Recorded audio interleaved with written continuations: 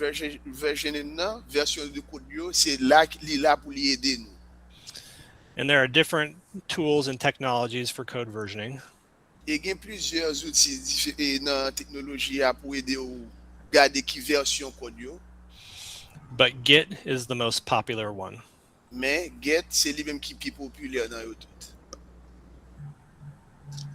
So to help explain this concept, I'd like to do a demonstration. OK, pour aider nous comprendre concept ça, on va le faire en démonstration. And let me change what I'm sharing real quick.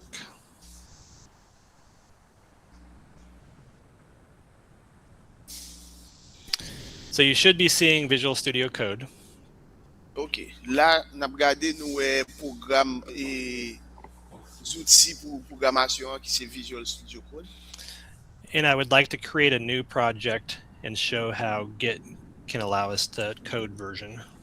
OK, kounya là, nous allons essayer de créer un nouveau projet et pour nous qui Jean Get ka permettre nous ouais et qui version nous a fait. So I will create a new project. On a créé un nouveau projet là. Called Git Demonstration. Nous allons le Get Demonstration. Démonstration. And it will start as an empty project. Et c'est un projet qui a commencé à partir de zéro. To make this demonstration more efficient, I will use AI to create a demonstration website. Et pour lui faire démonstration, ça apparaît plus rapide pour nous. Nous avons utilisé AI pour nous commencer à démonstration un nouveau website. This will be very similar to demonstrations that we've had before. Et il parle presque même bagaille avec démonstration que nous avons fait dernièrement. One thing I want to point out before we start. Yon bagaille que je voulais nous souligner avant de commencer. In Visual Studio Code, we have a tab for source control. Dans Visual Studio Code, nous avons un espace pour ça, pour nous contrôler toutes sources et qui dans l'ordinateur nous. Source control. And if you view that tab in a new project, et si vous avez espace ça dans les où a commencé un nouveau projet, you will see some messages about Git. Wap kali quelques messages qui parlaient de Git. And so one message tells me that this project does not currently have a Git repository. Un message nous a remarqué n'a pour lui dit nous que et projet ça pas gagne un Git repository. And it provides a button to create the repository or initialize the repository. Et il mettait un bouton spécialisé pour ça, soit ou créer un repositoire pour programme ou voulez lancer ou du moins pour si tu gagné sur laptop ou déjà pour initier dans Visual Studio. So I will go ahead and select that now. Pour le moment, la sélectionner initialisation. So now my repository is initialized. Et automatiquement le fait ça, repositoire là, li initié dans le programme là. I will switch back to AI and generate a website. OK, qu'on y a là, li retourner pour dans cause AI là pour les cas générer website que le besoin.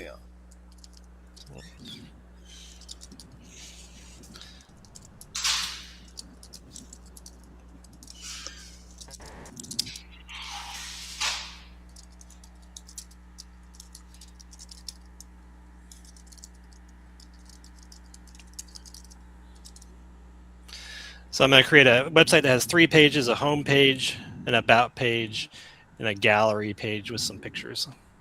OK. Et pour lui mettre spécialement pour le créer page ça, lui demander pour lui créer une démonstration de un website qui a bien 3 pages, une home page, une page à propos avec une page qui a bien galerie et pour les photos. Let's see.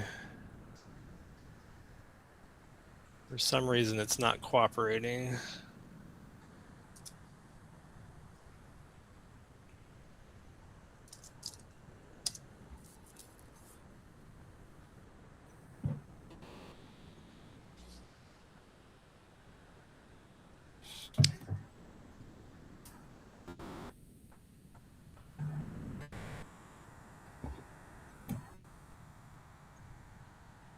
There it goes.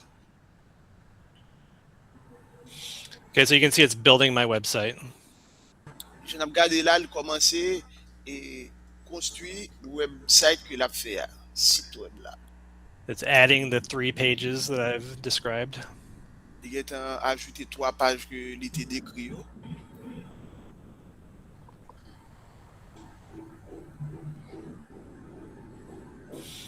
I can preview. Et il a regardé pour comment ça va pendant le travail là. It is very simple, but that's okay for today. Donc, les fonds de qui est bien simple, mais ça a bon pour aujourd'hui.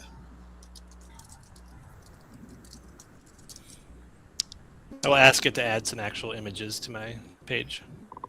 On y a là demandé pour l'ajouter n'importe 3 images et pour les dans page là. So if I go back and look at my Git tab, On y a là, il y a allé dans espace qui est réservé pour Github, pour Git là. you can see that it recognizes that I have new files. Ou ka regarder ouais, il reconnaît que il y a un nouveau fichier. These are files that are not yet being tracked in my Git repository. Et fichier ça qui créé mais il beaucoup retracer en dedans et en dedans repositoire là, Git repositoire là. So the way that Git works, anytime I want to submit my changes, Façon Git là fonctionner, c'est chaque ou livre soumettre changement que il fait yo. I can create a commit of those changes. Il ka créer on dit il ka commit, il ka créer yon commit pour lui pour changement ça yo. And my repository will store that current version of the files. Et dans le repositoire là, tout ça que il t'a créé, tout changement que il t'a fait yo tout pour aller exactement dans le repositoire là. On dit dans Git repository. VS Code makes it very convenient to commit my changes. Et VS Code lui-même lui ba un accès qui est vraiment facile pour le cas commettre et changement que le fait yo. Mais on dit pour vous et changement que tu fait dans le repositoire là. I'm required to enter a commit message that describes my changes. Et moi m'a fait changement m'a demandé pour m'a entrer commettre que m'te fait yo pour ka décrit et changement que m'a fait yo. It gives me a convenient button I can push to have AI generate a message for me. Soit ou ka écrit changement ou fait à qui ça lié ou bien là cliquer sur petit bouton et là tout bon description de qui changement ou fait dans programme là. And then I will click the commit button. Et cliquer sur le bouton commit là. And you can see that my repository now has the first commit with all the files I just added. Et puis là nous a regardé dans graphe là en bas, n'a regardé nous ouais tout ça que l'été travaille sur Visual Studio, yo tout changement ça yo tout monter dans GitHub là. Now let's imagine I wanted to make some changes to my website. On imagine que après moi fin faire tout ça dans website moi et puis on leur encore envie vient faire un autre changement dans website là. So maybe I wanted to change the title. Peut-être moi envie changer titre là. And the description. Et moi envie changer description qui gagne dans titre là dans page là.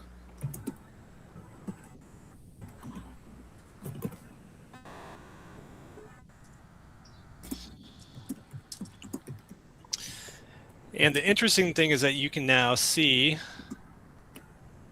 Une barre qui est intéressant, c'est parce que quand il y a là ou ka cliquer pour ka ouais, that there are changes to my page. Tout changement qui a été fait dans page là. Now, something that's a little bit confusing is that when I saved the file, it also changed the formatting. Et une bagaille qui par exemple si j'ai confus, et les sauvegarde des fichiers li paraît li tout formaté le tout. So in this case, it looks like there's more changes than there really was. Et dans cas ça, nous ka ouais il y a plus de changements que li pas fait. So I'm going to commit my changes again. Li a cliqué sur commit encore, li va le commit li encore. Alors, I'm waiting for it to generate a message. La prétend pour message là qu'a monté. I'm going to stop that. Li campé, li gen la fait le manuel bito. OK.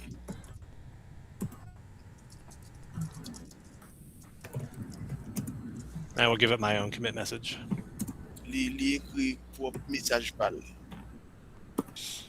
I will commit those changes, and now you see I have a new entry in my repository. Et n'a pas regarder pour nous ouais, automatiquement li commit li, gen un nouveau entrée qui fait dans repositoire là. And it shows just those changes since my last commit. Et je nous regarder à n'a pas li montrer exactement changement li té fait dans dernier commit li té commit là. Let's make one more change just to show you one more time how this works.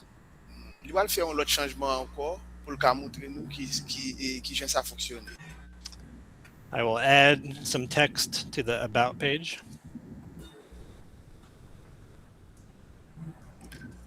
Il va ajouter quelques mots, quelques textes et dans page là pour page là. So if I go back to my Git tab, Il retourne dans get tab là encore, dans espace que vous mettez pour get là. you can see that I made a change to my About page. Nous ka ouais et li montre qui changement qui était fait dans page à propos. It shows me only the changes I've made since my last commit. Et li montre exactement qui changement il était fait depuis dernière fois il était commit ou du moins il était cliqué sur validation pour valider page là. And it allows me to commit those changes to my repository. Et li bal accès pour les valider tout changement que il était fait.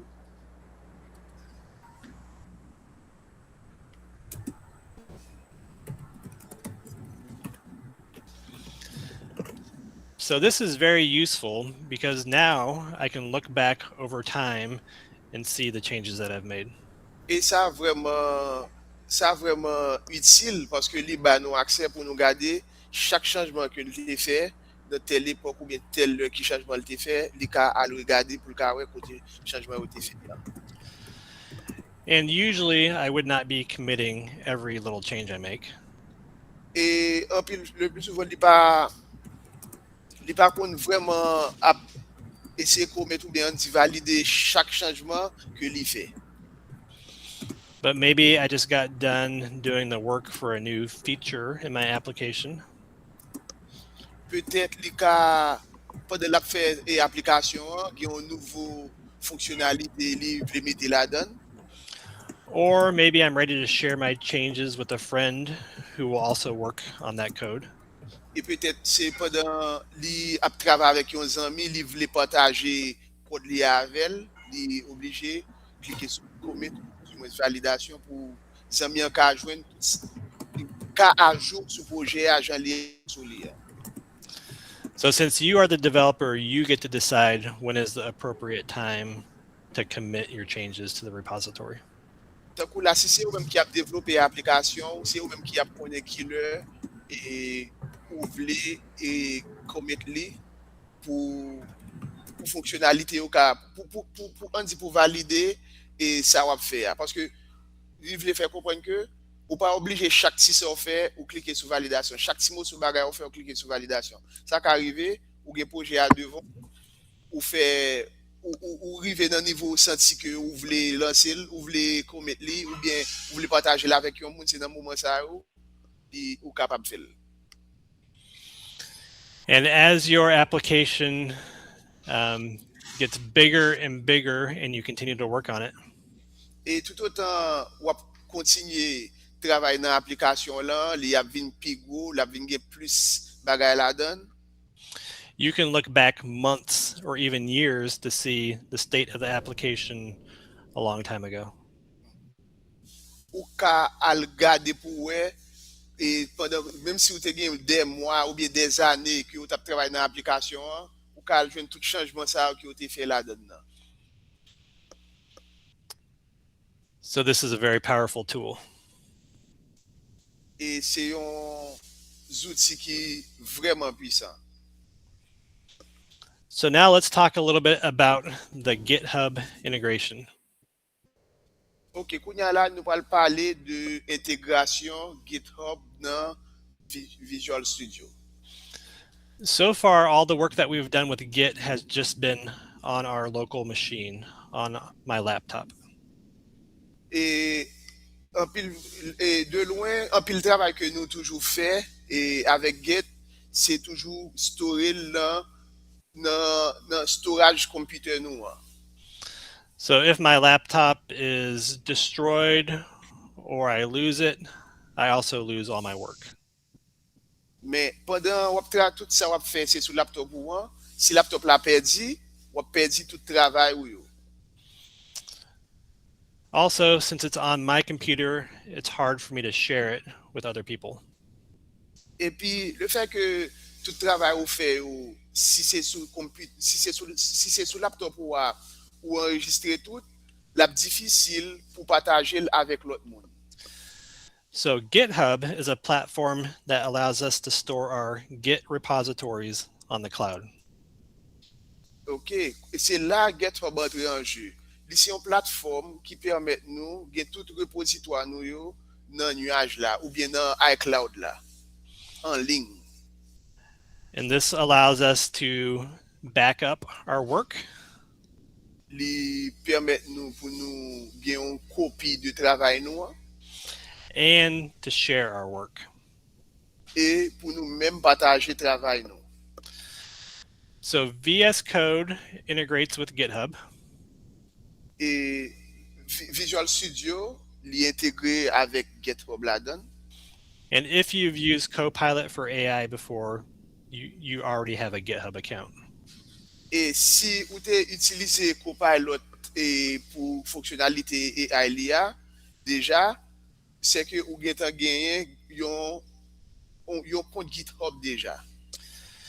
If you don't already have a GitHub account, it's easy to sign up for a free one. E si ou ko genyen l tou, li vreman fasil pou enregistre pou yon GitHub account, kont. You just go to github.com and you sign up. Ou ale nan github.com e pi ou klike sou sign up, enregistre.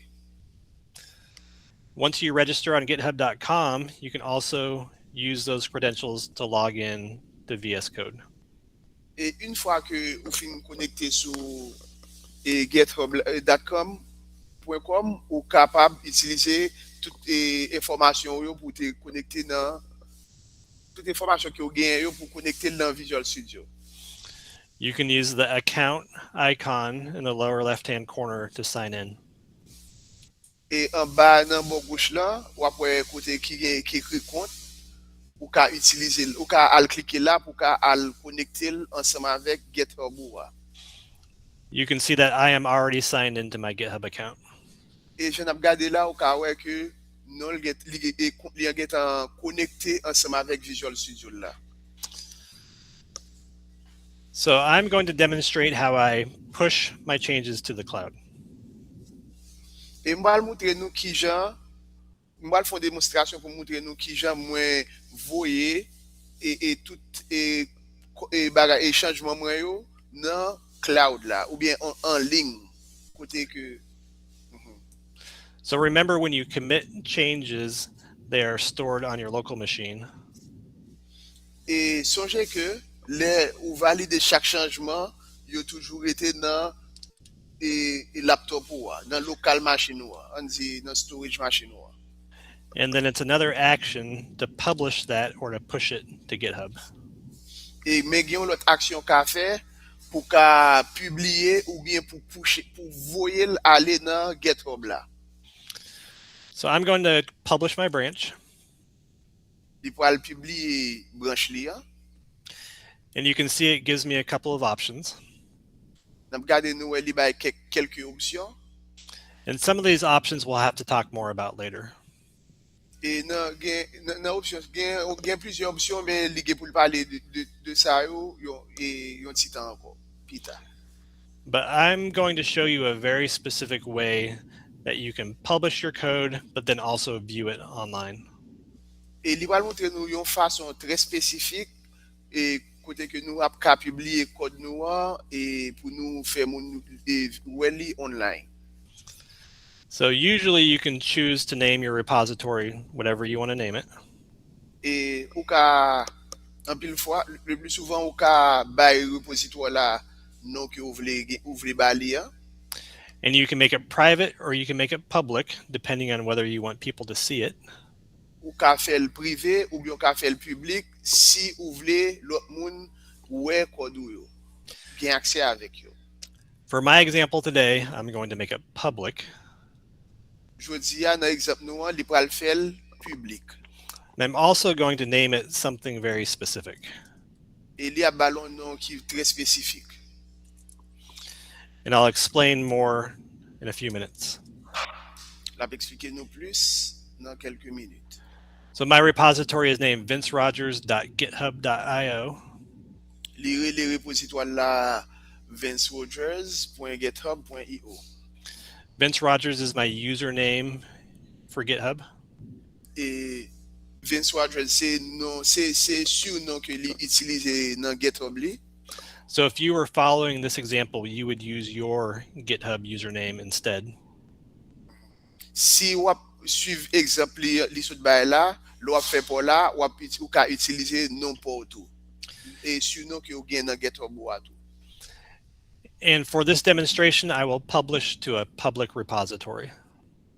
E nan demonstrasyon sa, li pral publiye nan yon repository ki publik. Many times you want it to be private because you don't want people to see your application code. An pil fwa, ou vle fèl an privé, paske ou pa vle lot moun wè aplikasyon kod ou a. But I am demonstrating how you publish a public website. E la demontre nou, jodi an ki jan nou ka publiye yon website ki ap an publik. So I submitted that, and now I have a GitHub repository. Ok, li fin soumet sa, kounya la, li gen yon GitHub repository. Let's see if I can find it. Nam gade pou nou esk nga jwen li. So I'm logged into my GitHub account.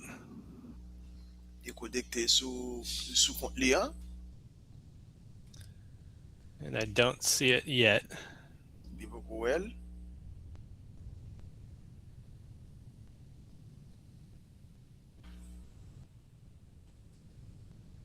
It's interesting that it's taking this long to show up.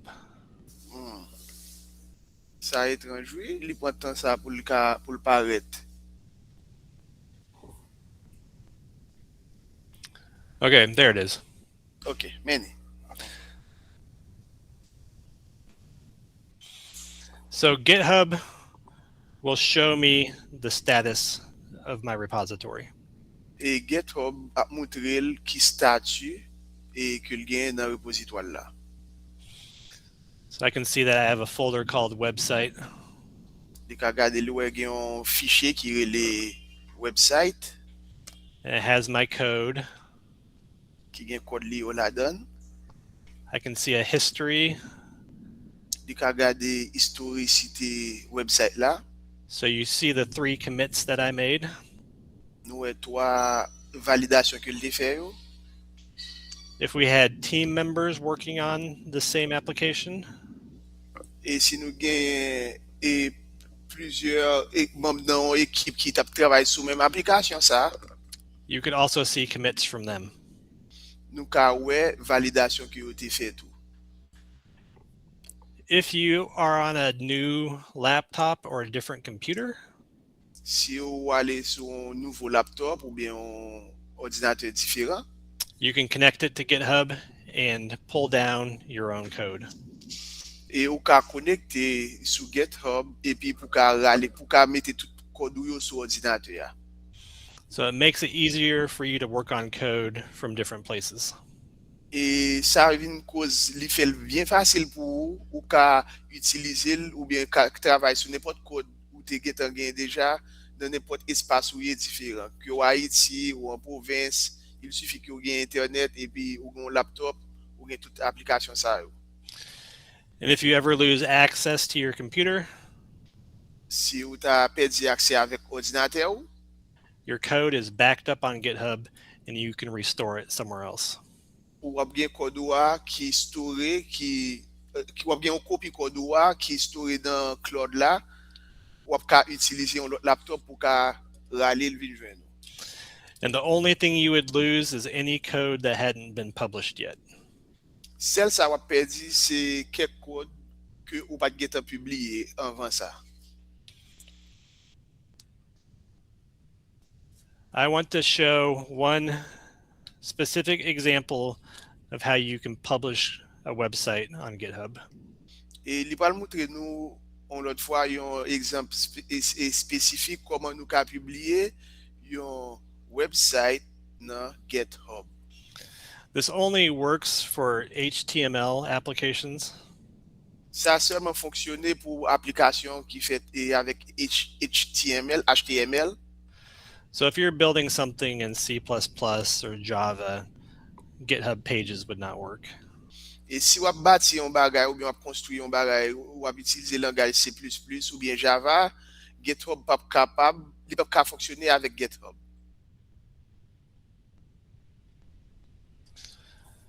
Let's see if this works. On a regardé ça, on a fait, c'est la fonctionner.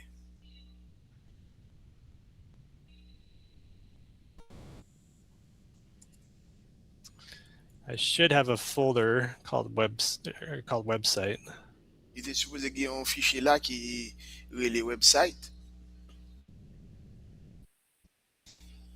But I'm not seeing it as a selection. On a regardé dans la sélection là, il n'est pas joindre là. If I go back to my code, I can see that I have a folder called website, and that contains the contents of my website. Elle retourne dans le code là, il y a un fichier qui est les websites et c'est en dedans il y a tout les dossiers liés. So we'll see how this works. Nous allons regarder qui ça fonctionne.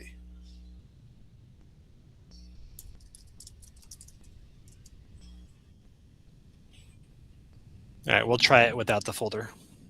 Nous allons essayer sans fichier, sans fichier website là, il va apparaître là.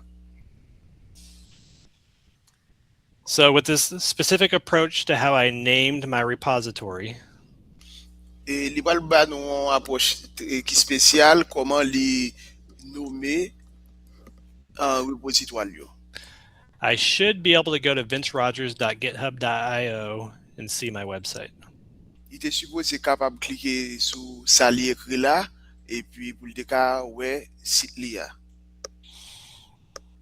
And sometimes it takes a few minutes for it to be prepared. Des fois il prend quelques minutes avant même li disponible. But this will allow me to share my website with anybody that wants to see it. Et mais tout ça travail li sot fait là, li travail ça permet li et partager site internet li a avec tout le monde li vle ouais site là online. And then anytime I publish new changes, those changes will automatically show up online. Et chaque fois li fait un nouveau changement là-dedans, changement ça que li fait il y a exactement tout fait en ligne tout. Automatiquement.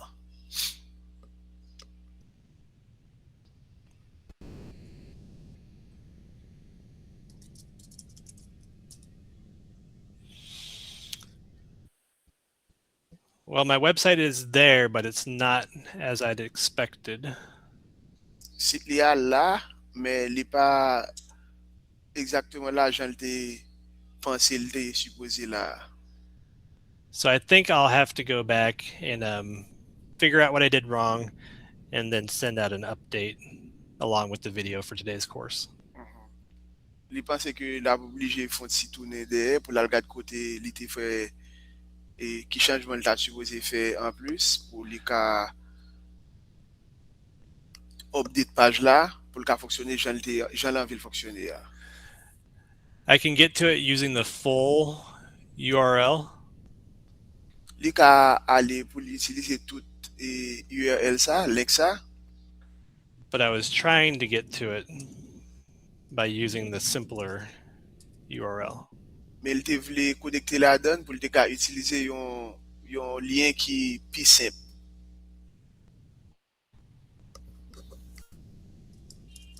So I will send out additional instructions on how to do that.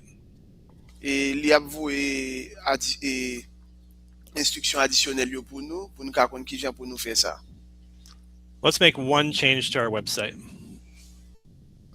On fait yon changement dans website nous.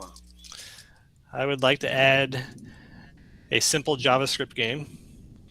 Li pral essayer ajouter yon petit jouet JavaScript. The user clicks a moving target and gets a point for each click. Les moun kap utiliser la cliquer et sous ça que li besoin prend une fois que le touché l'a fait un point. So AI is thinking about my question. Et elle a pensé avec question là. It made changes to my about.html page.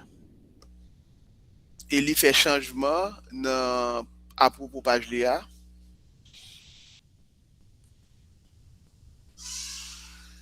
It looks like it's not working. Semble so you didn't click on start yet. Maybe you should. Oh, okay, there you go. Okay. Thanks, Hudson. Quand y a chaque ou cliquer sur petit point, I got it once. il fait un point. Okay, so it does work. OK, il fonctionne. So if I go back to my Git tab, Quand y a aller dans bon fonctionnalité et get là encore, I can see I have a new change to my file. nous ka regarder nous un nouveau changement dans fichier a. I will give it a message and I will commit. La paix un message pour lui, après ça l'a valider code là. You can see I have a new change in my local repository. Nous ka regarder dans repositoire local li, ça qui sur le computer, nous ka regarder nous changement qui fait là. And now I will sync or push that change to GitHub. Kounya là, li pral synchroniser et puis pour le ka vouer code ça dans application dans website GitHub là, repositoire là. So if I go back to GitHub, I can see that I have a new commit. Les aller dans GitHub là, li gade li wè li gen yon nouveau validation qui fait. It has about.html and it added the JavaScript for creating that game. Exactement qui volte fait dans website là dans page à propos.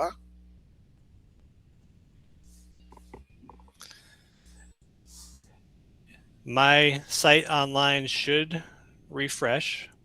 Et site li gen en ligne nan ta supposé capable redémarrer. And you can see that the changes that I created and tested on my local machine are now in the cloud. Nous ka wè que changement que l'te fait a, li fin fait changement, li testé dans machine sur laptop li et puis après ça kounya li a testé li voué en ligne, kounya l'a utiliser en ligne kounya là. N'importe moun qui gen link ça capable gen accès avec website là. So this is what I wanted to show you for today's meeting. C'est ça moi te voulais montrer nous dans rencontre nous te gen jodi a. A basic introduction into Git. Yon introduction basique et genre nous ka travailler avec Git. So that you can track the changes that you make locally on your computer. Yon façon nous capable localiser tout ça nous fait exactement dans computer nous. And so that you can push those changes to the cloud. Après ça pour nous ka voyer tout changement ça nous fait en ligne. Which allows you to back up your code and to share your code. Qui permet tout gen une nouveau copie de code que ou fin créé et qui même permet tout qu'à partager tout travail qui a été créé depuis sous laptop. And then as a bonus, Git allows you to show your code to other people. Et comme bonus, Git bon accès pour même partager code yo avec l'autre monde. Pas seulement website là mais ou ka partager code ça yo avec l'autre monde. There are many other ways to publish your code to your own domain or URL. Gen plusieurs lot fason ou ka pibliye kod ou nan prop domen pou ou bien nan prop link pou tou. But this is just one way to make your website easily accessible. Men sa se yon nan fason ki simple, ki fasil pou ren sit wa aksesib a tout moun. So, like I said at the beginning, there is much more to Git. Jan lte di nan komanseman, gen yon paket bagay ki gen nan Git. And even after you use it for years, you will sometimes still learn new things. E menm si ou ta fe des ane apren li, lot ane kap vini yo, wap toujou gen pou apren nouvo bagay la den.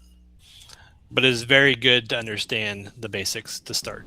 Men li vreman bon pou nou kompran e komanseman bazik pou nou komanse ya. So I would like to stop the presentation now and see if there are any questions. Ok, kounya nap kampe prezentasyon an, e ta reme konen eske gen kesyon. Mwen gen an kesyon.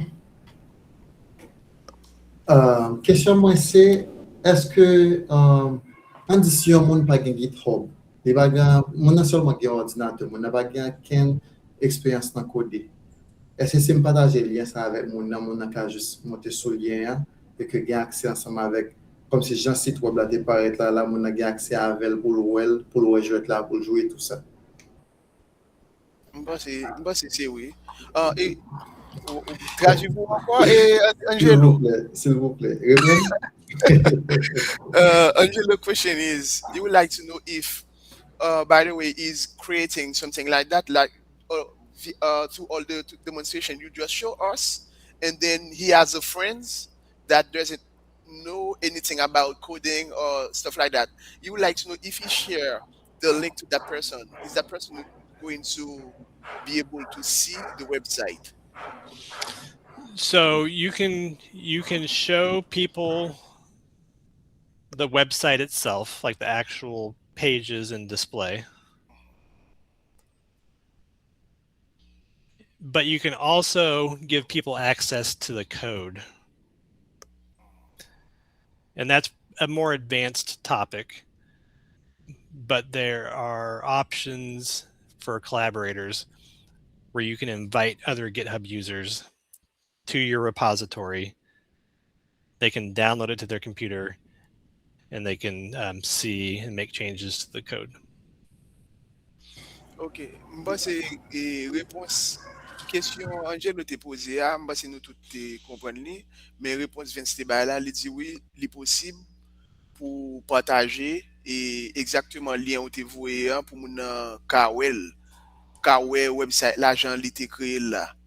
E yon nan bagay ki gen anko, se pa seulement sa ou ka fe, ou ka pataje e kod, même kod sa ke ou te tape, ou te kreye ya, ou ka pataje la avec zanmi tou, ou ka pataje et li dik se yon sujet ki kompleks ou nou gen pou apprendre plus sou li.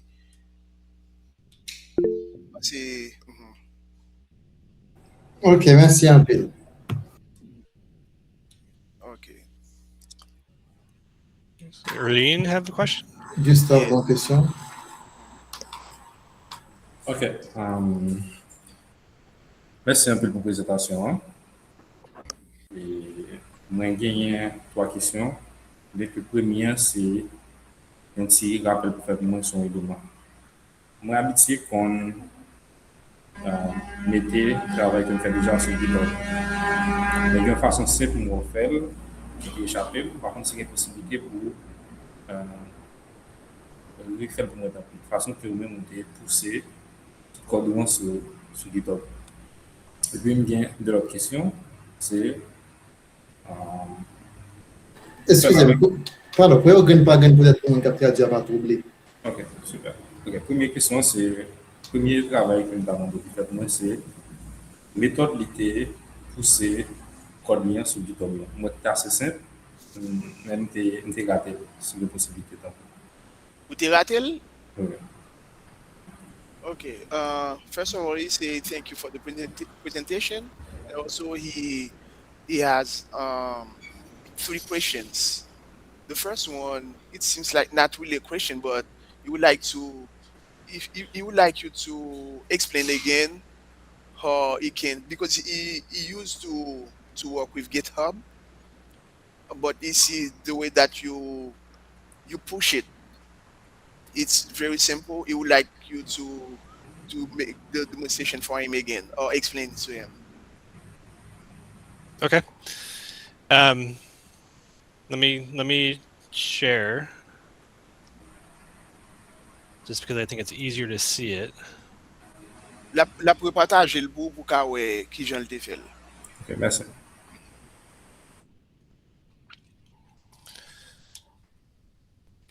So remember that in VS Code you have your Git tab, Sonje ke nan VS Code, li gen yon kote, yon espas ki la spesyalman pou Git. and it will always show you if you have changes that are not committed or if you have commits that are not pushed. Ok, nan espas sa ki rezerve pou Git la, li ap toujou moutre yo chanjman ke ou te gen ou pot ko valide yo, ou bien chanjman ke ou gen ou valide, men ou poko voye l'online. So remember that I can make a change and I can save it. Nou sonje ke li ka fe an chanjman, e li ka sauvegade el, And it will show the new change. e lo klike sou exactement chanjman fe a, la moutre yon nan rouge, yon nan vert, ki chanjman ki te fet nan programasyon te fe a, nan so te fe a. And it will allow me to commit that change E to my yon fwa ki ou repository. fe sa, ou dakwa avèk sa ou fe a, ou valide el. Oh, let me first do a message. On va sa bale kon mesaj. And then you can see it knows that I have local changes that have been committed but not yet pushed. E jon gade la kounya ou ka wè, li dakwa pou moutre ke gen yon chanjman ki fet ki valide, li sou storage ordinateur la kounya, men ou boko vou el en ligne.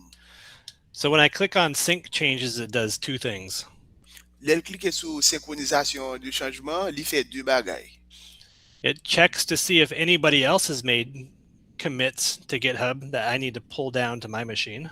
Li verifiye pou lwe eske gen, si te gen lot moun ki ap travay sou programasyon, sou menm kod la ansama avek ou, si yo te fe kek chanjman, pou chanjman sa ou ka monte sou machin pal la li menm, And then it pushes my changes to GitHub. e chanjman pal yo ke li fe a, li voye yo nan GitHub yo menm. So as soon as I click on sync changes and it finishes, those changes are available in the cloud. E otomatikman li klike sou synkronizasyon du chanjman, tout chanjman sa yo, ni sa ke li te fe yo ale nan cloud la, ni sa an lot moun ki tap travay sou menm kod la te fe yo tou, monte sou computer la, e yo tout ale nan cloud la. So my recent change is now available. Kounya wap gade, nouvo chanjman li te fe a, li disponib. Did that help, Erlene? Sa a ede yo, Yulin? Un lot fwa, mersi. Men kote mwen kompon tre bien demonstrasyon. Men sa ke mwen te gate se premye first comment la. Lòk fè premye push lan, par exemple, pou al mande pou inscrit, etc. Yon fè un comment, se la mba to koman te fè. Premye comment. Can I help? Oui. Okay, I guess what he wants to know is how do you get GitHub to sync with Visual Studio Code? He says that he knows the demonstration, but he doesn't know how you get it to be synchronized. Well, let me give one more quick example. Maybe this is what's being asked. I think it also has to see with the connect his account to the Visual Studio, because I remember you talk about it too. His son, excuse him, c'est au cap traduit? Y a pas de problème, non, mais jusqu'à présent, moi, si j'ai un flou. Dans ça, c'est Yes. parce que, Yule, est-ce que vous voulez qu'on ait comme, vous attendez? Voilà, oui. Oui. Vous voulez connaître comment pour faire première validation ou bien vous voulez connaître comment pour synchroniser VS Studio avec GitHub? C'est synchronisation VS Code avec GitHub. Par le premier, pour faire premier réquisitoire là, en fait. Dans le premier repositoire, là, besoin de qui pour créer. Exactement. Ok, c'est pour le repositoire là créer avant. C'est de pour pas de repositoire là, ou pas capable de commencer en un. Parce que chaque fois clique il y a demandé pour qu'on nouveau new workspace. Okay, his question actually is how he should have the first repository in order to connect GitHub with Visual Studio. So first step is to create your GitHub account. Premier étape là, c'est créer GitHub compte GitHub là. And it will be an empty account with no repositories. Il y a un compte qui va gagner aucun repositoire là-dedans. The next step is to log in to GitHub from VS Code. Et deuxième ça va faire c'est à connecter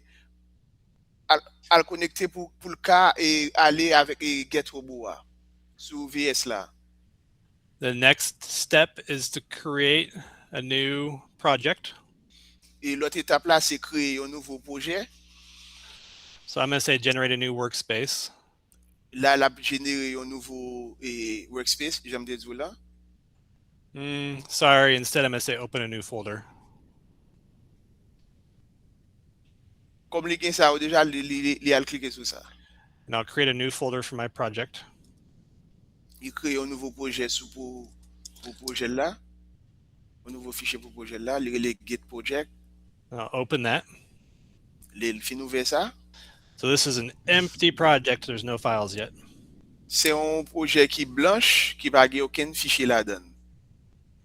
I'm going to add a new file. Maybe we call it index.html, or it could be a C++ file, or it could be a C# file, or a Python file.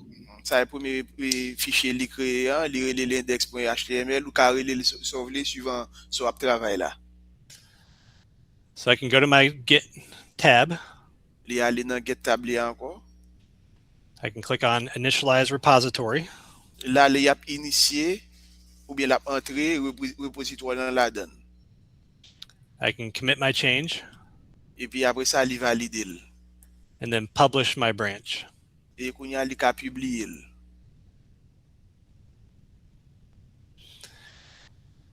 Now you will have one repository in GitHub when you log in and view your account. Qu'on y a là, automatiquement, vient gen ça, ou vient gen un repositoire qui crée dans GitHub pour le reconnecter encore dans compte GitHub pour qu'à râler soit code qui était là déjà ou bien pour mettre plus sous les. And you can begin pushing new changes to that as you work on your code over time. OK. Après ça, ou ka fait changement, j'aime ce là, ajouter l'autre bagage sous les. Ça clair pour vous, y eu Oui, très clair, merci. C'est publish, publier branche là, c'est la m'était perdu, la mojeune, merci. OK, pas de problème. Now, maintenant, je vais vous poser une question. Ou capable, je pense. OK. On a l'aime film mettre tout code sur GitHub. On dit machine est perdu. On dit code et laptop est perdu. On a comment on utiliser code là encore. Okay, now you would like to know if after he got all his work on his computer and then his computer get lost, what should he do to recuperate all his work again? That's a great question. That's une belle question. So you can open up Visual Studio Code. Sur le laptop ou aller ou fin installer Visual Studio ou à Bouvel and make sure you're logged into your GitHub account.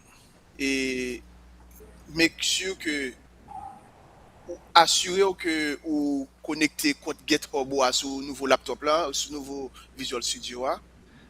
And then you'll see an option for clone Git repository. Et puis après une option qui est écrit pour cloner et Git repository là. That will give you the option to clone from GitHub. Il y a une option là en l'air qui est écrit clone et de GitHub. It will show you all the repositories that you have in GitHub. Et il va montrer tout repositoire que vous gagnez dans GitHub ou là. And I'll select the one that we are working on today. Et on a sélectionné ça que nous avons travaillé sur les jeudi. And you tell it where you wanted to store it. Et puis, on va dire qu'il va ouvrir storer sur le computer I will create a new folder. pour créer un nouveau fichier.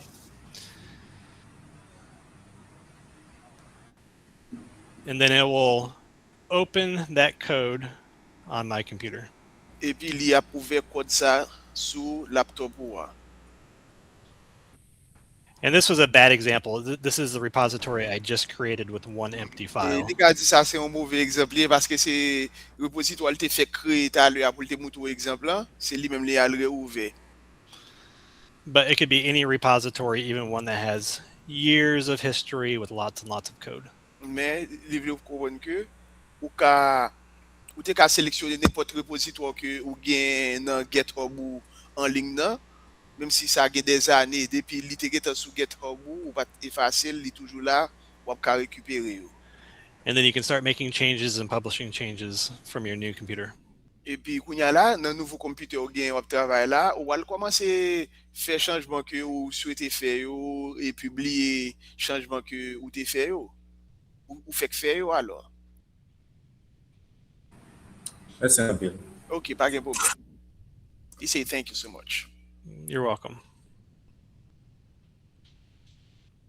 All right, other questions? Pour l'autre question?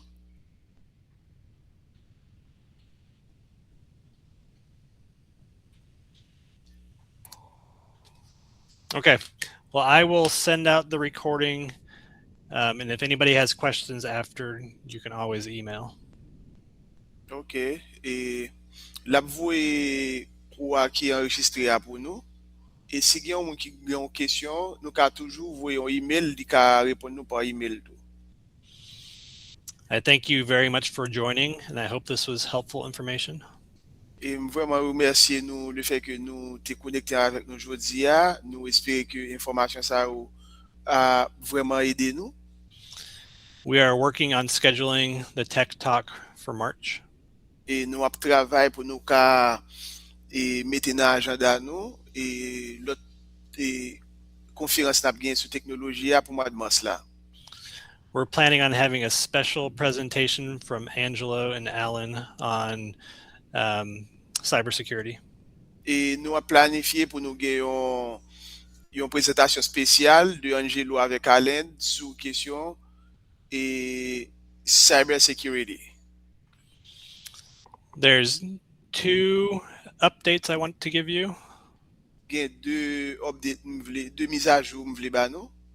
So the first thing is I'll be sending out a survey to help decide what is the best day and time to have these meetings. Une là-dedans, c'est une sorte de quiz ou capable dire et qui pourra permettre nous et bail idée nous et sous qui a meilleur jour ou bien qui a plus bon temps, qui bon l'heure pour nous faire rencontre ça. So please look for a survey in your email and please respond to help us to schedule these the best way. Nous tu vois message ça dans email nous et faire nous réponse pour nous capable travailler pour nous gagner un plus bon horaire pour tout le monde capable participer ensemble. And then secondly, we are talking about starting a WhatsApp channel to help us better communicate information. Et puis ça nous a pensé encore c'est pour nous créer un WhatsApp channel pour nous capable kembe tout le monde en connectivité pour tout le monde capable être connecté ensemble avec nous. So be looking for more information on that. OK. Et vous mettrez temps nous ou avoir plus d'informations sur ça. And then finally, we are looking for presenters for April and May. Et puis, en dernier, nous tap vraiment content joindre quelques moun qui gen quelques projets qui t'a vle présenter pour nous, ni pour mois d'avril avec mois de mai. So if you have any special topics that you'd like to give a short presentation on, we'd like to hear about it. Et ça veut dire si ou gen yon sujet spécial ou t'a vle présenter ensemble avec nous, ou ka parler nous de ça et puis nous ap travailler ensemble pour ni mois d'avril avec mois de mai, si Dieu veut. It can be any topic involving technology. Des cas n'importe sujet qui parle de technologie, So maybe technology and education, peut-être technologie avec éducation, or maybe it's an application that you've been working on. peut-être c'est une application que vous avez travaillé sur lui. We would really like to hear, even if it's a very short presentation. Et nous sommes vraiment contents d'entendre ça, même si c'est une présentation qui est très courte. The goal for these tech talks is eventually to have Haitians teaching Haitians. Et objectif présentation ça que nous avons fait, c'est un objectif pour plus haïtiens qu'à contribuer et enseigner l'autre haïtien. So let us know if you have any ideas. Et fais-nous connaître n'importe idée que nous gagnons. So thank you very much for your time today. Merci en pile pour temps nous aujourd'hui. And Hudson, if you could close this in prayer, that'd be great. OK. Et nous avons prié pour nous finaliser et quoi aujourd'hui. OK, tout le monde, fermez les yeux nous. Merci Seigneur pour le moment ça que nous sommes passés ensemble. Côté que en pile monde était réuni ensemble avec nous dans la présentation ça que Mr. Vince a présenté ensemble avec nous pour apprendre communauté nous en plus. Et merci le fait que nous tous qui étaient là, nous prêter attention et nous apprendre en pile sur ça. Et nous gagnons l'autre présentation qui vient pour venir dans le jour. M'a demandé pour enrichir l'esprit nous avec nouvelles idées, pour nous capables toujours en top, pour nous partager tout ça que nous t'apprendre avec les amis par nous, compatriotes nous. Merci pour journée ça, je pense que vous allez faire nous passer bien et merci le fait que nous tous sommes là. Amen. Amen. Amen. Thank you. Merci. Amen. Thank you. You're Merci welcome, encore. guys. Bonne Have a journée. good day, everybody. Yes. Passez bonne journée tout le monde. Au revoir. Yeah, okay. Bye. Bye.